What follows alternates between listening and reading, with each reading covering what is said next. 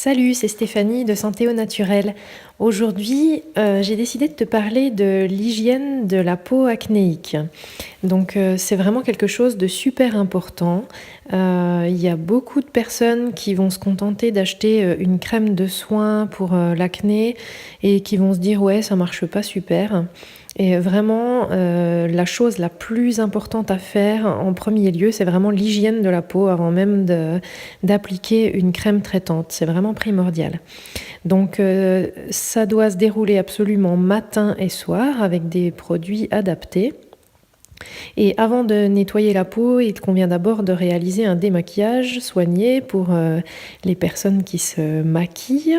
Donc bien d'abord retirer tout le maquillage. Pour ça, tu peux utiliser des choses naturelles telles que de l'huile végétale d'amande douce qui va avoir des propriétés apaisantes, calmantes et qui a une odeur qui reste très discrète. Ou alors de l'huile végétale de calendula qui, elle aussi, va être apaisante. Elle va avoir des vertus anti-inflammatoires, donc ce qui est intéressant pour l'acné, et elle va être adaptée aux peaux sensibles et irritées, donc toutes les petites rougeurs, etc. Ce sera pratique d'utiliser ça. Ensuite, on passe à l'étape de nettoyage. Ceci pour débarrasser la peau de toutes les impuretés et l'excès de sébum qui dérange, puisque souvent on a quand même la peau qui brille, mais sans pour autant assécher la peau et l'irriter. Pour ça, il serait important de ne pas utiliser tout ce qui est savon de Marseille et autres. Il y en a quelques-uns qui le préconisent, mais vraiment, il ne faut pas utiliser ça. Ça décape trop ta peau et ça va enlever tout le film protecteur de celle-ci. Du coup, tu auras l'effet inverse en fait. La peau, pour se protéger, elle va synthétiser encore plus de sébum pour reformer en fait ce film.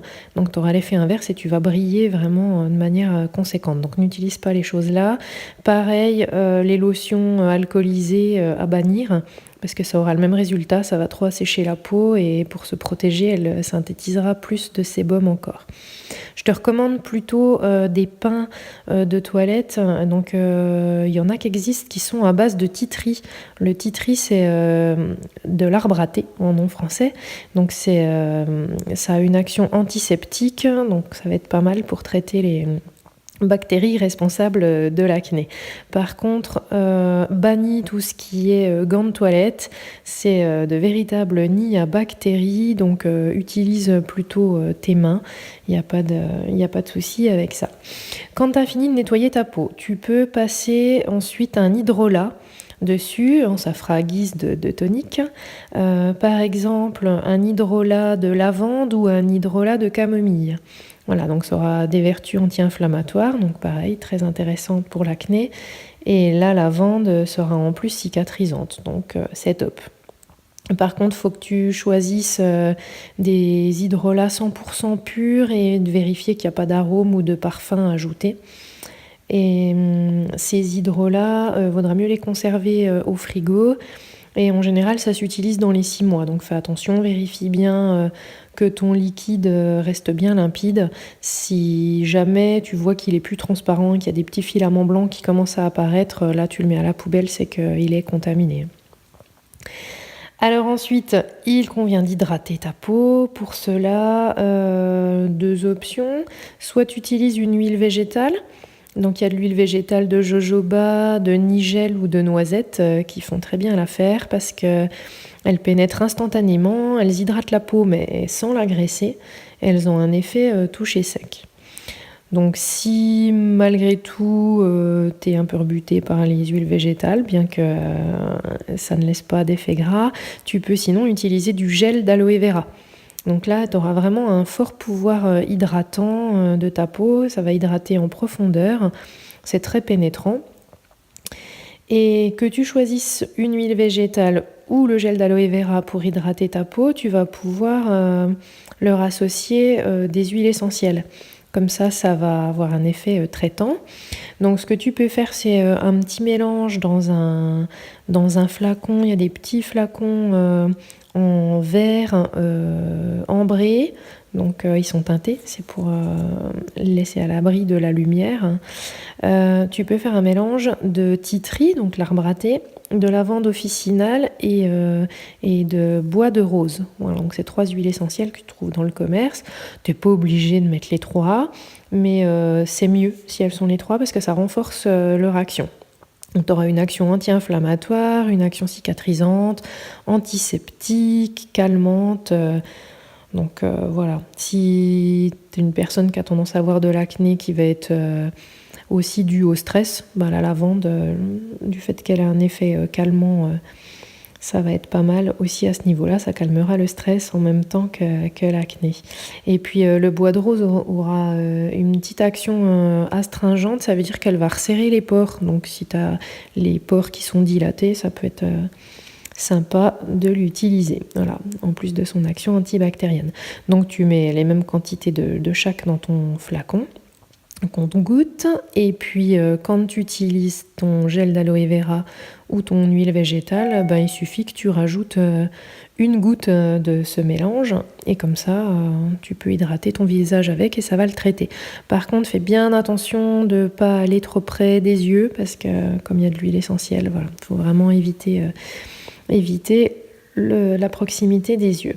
En ce qui concerne les gommages, tu peux en faire de temps en temps, mais il ne faut pas en faire trop souvent parce que pareil, ça décape la peau et on va se retrouver dans le même scénario que tout à l'heure avec un effet de synthèse de sébum encore plus important. Donc une fois par semaine, ça suffit, ou une fois tous les 15 jours. Et en tous les cas, proscrire les gommages qui sont trop agressifs, les gros grains, quoi. Sélectionne plutôt des gommages qui sont pour peau sensible ou des gommages qui sont marqués comme gommages doux.